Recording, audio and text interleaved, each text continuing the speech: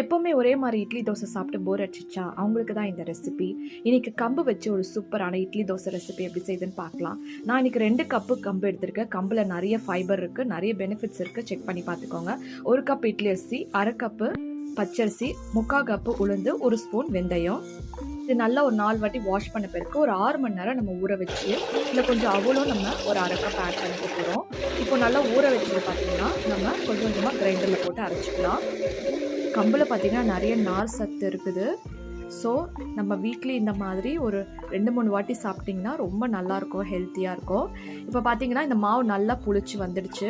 உங்களுக்கு தேவையான அளவுக்கு உப்பு இதில் ஆட் பண்ணிவிட்டு, உங்களுக்கு தோசை வேணால் இட்லி வேணால் நீங்கள் கொஞ்சம் கொஞ்சமாக இதை எடுத்து நம்ம யூஸ் பண்ணிக்கலாம்.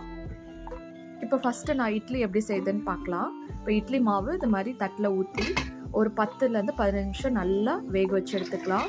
இப்போ பாருங்கள் நல்லா புசு புசுன்னு